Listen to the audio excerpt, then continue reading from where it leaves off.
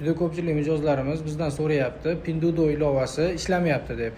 1688, Tabo, boshqa ilovalar ham qotib ishlayapti. Xuddi shuning uchun agar siz VPN bo'ladigan bo'lsa, telefoningizda VPN orqali bemalol ilovalarni ishlatsangiz bo'ladi.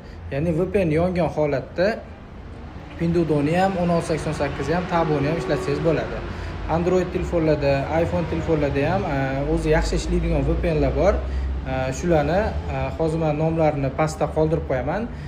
Agarda imkoniyat qilsanglar, shularni yuklab olinglar-da, keyin buyurtma qilinglar, bemalol ishlatsanglar bo'ladi. Shulardan foydalanib, mahsulotlarni buyurtma qilsanglar bo'ladi. Salomat bo'lasizlar, kuninglar xayrli, barakotli o'tsin.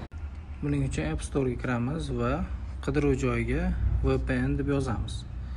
Bu yerda mana Line VPN deyapti. VPN Fast VPN Super. VPN Proxy Master. VPN Proxy Master ham juda yaxshi.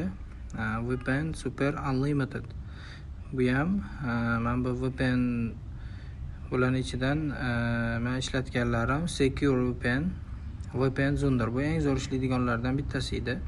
Bundan ham ko'p foydalanardim. Shu Rai VPN bu ham juda yaxshi. Shu tavsiya beradiganlarim asosan shular.